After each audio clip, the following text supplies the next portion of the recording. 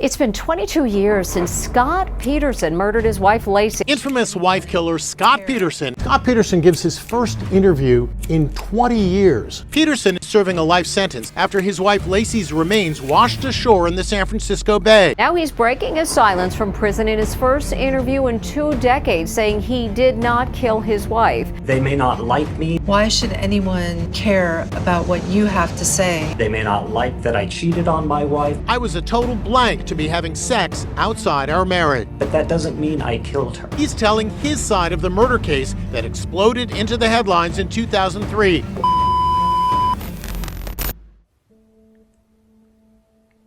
I've been trying to film for quite some time, and there's some dogs that don't want to and they're quite loud, so. Hello and welcome back. Also, I am speaking in more of a hushed tone because everybody's in bed, and now is the only time I can film. We're doing this a little quieter today. A little ASMR version. True crime, ASMR.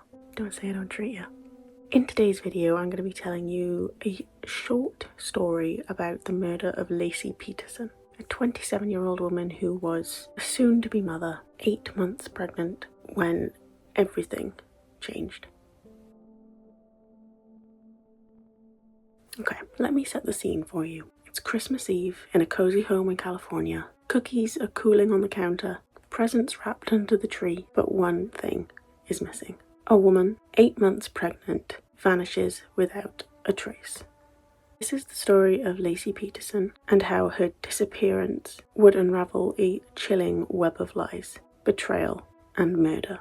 Laci Peterson was 27 years old, described as a sweet, energetic person with a beaming smile and a heart full of love. She was about to become a mum for the first time. She was 8 months pregnant with a baby boy that they were planning on calling Connor. She was married to a man named Scott, and on the outside, their life looked picture perfect. But what Laci didn't know was that Scott Peterson was already planning a future without her.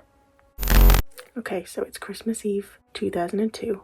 And Scott says that Laci was getting ready to bake some cookies and go out and walk the dog. He, on the other hand, decided to go fishing. There's the dogs. He went fishing alone, 90 miles away, at the Berkeley Marina. So much is happening in this video right now. I have to be quiet, and the dogs are not being quiet. Not my dogs, by the way. Neighbours' dogs. That night, Laci's stepfather reports her missing. Her purse is still in the house, her car in the driveway, and her dog wandering the neighbourhood alone. There's no signs of a break-in, no signs of a struggle, just a pregnant woman gone. From the very beginning, Scott's behaviour set off alarm bells. He seemed detached, unemotional. He refused a polygraph, lied about the fishing trip, and then, just weeks later, a secret exploded into public view. A woman named Amber Frey came forward. She had been dating Scott. You know, the married man that had an 8-month pregnant wife. Yeah, she was dating him. And he had told her something horrifying. That he had just lost his wife, and this would be his first Christmas alone. Okay, given the recent news, you'd think, okay, understandable. But he said that before Laci had even disappeared.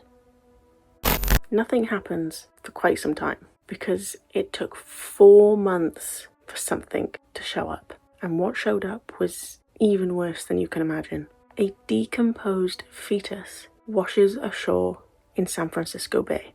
The next day, a female torso, decapitated, missing hands and feet. They ran some DNA tests and it confirmed exactly what everyone was fearing. It was Laci and baby Connor. And the location? Literally just a mile away from where Scott had said he had went fishing. Don't know whether or not he had planned all of this out far in advance. These people just, we don't know what goes on up here, but it doesn't seem like much planning went into this. I'm not saying I'm not happy with the way he went about it, but like, you tell them you went to the place where you disposed of the body.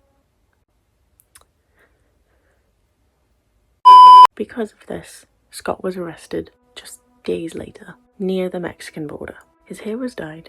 He had $15,000 in cash, survival gear, and multiple cell phones. The trial shocked the nation. There's no murder weapon, no witnesses, and no forensic evidence. But the circumstantial evidence? Overwhelming.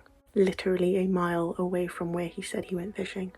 As you can probably assume, Scott was found guilty of murdering his wife and his unborn son, and in 2005 he was sentenced to death.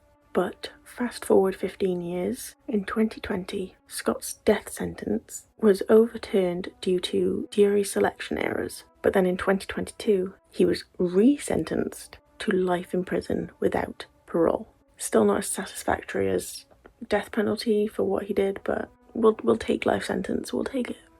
Laci never got to hold her son that she was so excited for. But one thing's for sure, the world never forgot her name.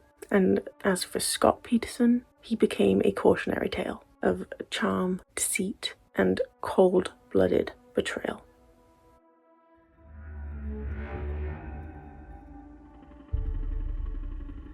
Burglars may be responsible for the murders of his wife, Laci. The Los Angeles Innocence Project says it has new evidence that shows Scott Peterson's conviction should be overturned. The Innocence Project filed a new petition with loads of evidence. Bombshell revelations outlined by the Los Angeles Innocence Project intend to show their client, Scott Peterson, did not indeed kill his pregnant wife, Laci, and their unborn son, Connor. Attorneys are confident the new evidence proves Peterson's innocence and says he should be freed. Any injustice needs to be made right, and the evidence in this case has been and will continue to be our guide as we move forward.